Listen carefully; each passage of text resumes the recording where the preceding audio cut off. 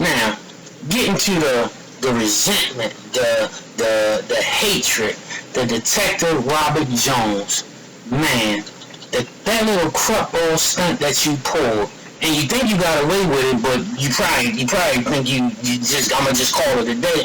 No. What I'm gonna do is talk about it. You know what I'm saying? Through media, through video, and if I'm lying about anything, I take a polygraph.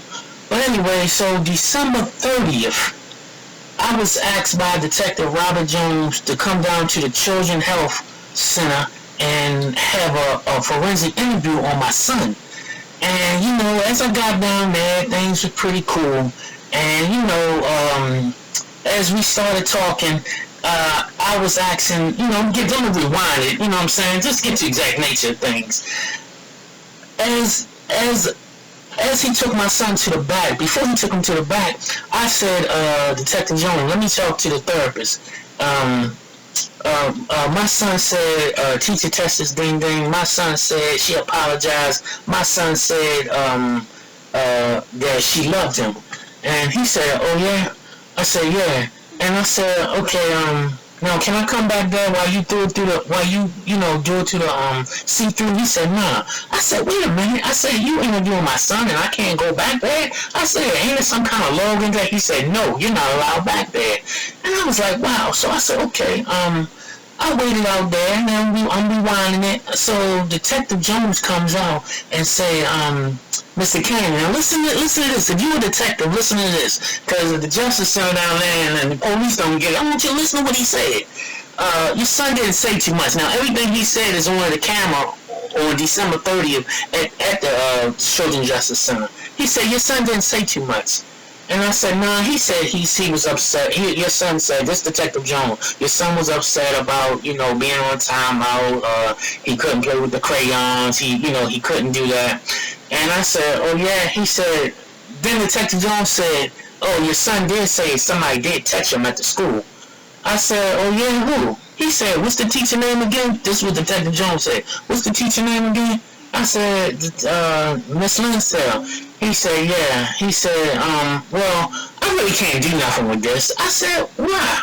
And he said, well, because, it's not enough evidence. It's, he did. I said, but you said he didn't say too much, but then you said he said, somebody tested him, then you asked me to teach the name. I said, are you going to investigate this? He said, yeah, I'll do it. He said, do you want me to investigate it? I said, yeah, investigate it. And then he said, yeah, well, all right. This is how bad his old attitude was. This happened December 30th. By the way, I drank and drugged on this, so that's part of my story too. When I put the documentary together, this really was heavy on my mind. I called the detective. What was it, February when we left? February 16th, and said, Detective Jones, what's happening with the case? Oh, I closed it. I said, you closed it? And I ain't even asked him when he closed it. Basically, if I had never called him, he would have never told me. But that's how his whole attitude was towards it. Now, when me and my son left out there, when we got on the bus, before we left out, the Detective Jones said, your son did say jellyfish testing. I said, jellyfish? Why would he say that? And my biggest mistake, I wish I had a lawyer back there. I wish I brought one, because the detective can say anything he want now. So, when he said, I said, why would my son say that? He said, well, it's jellyfishes on the walls in the bathroom. And I said, what? So I ain't say nothing. So I just took my son. We get on the bus. My son tells me, Daddy. I said, what? He said, a jellyfish touched my ding ding. I said, what? He said, a jellyfish apologized to me. I said, yeah. He said, and the jellyfish said he loved me. I said, what? I said, who told you to say that? He said, that man. I said, what? I said, oh no. I said, oh my God, what have I done? Detective Jones. I said, you crutball ass motherfucker, yo. You switched my son's story around. You switched his whole story around. That's why you feel as though you ain't had to investigate. And then I asked Detective Jones, did he go up to the school? Oh, I can't reveal that. You can't reveal that. Did she say she did it? Oh, I can't say nothing about that. I dropped the case.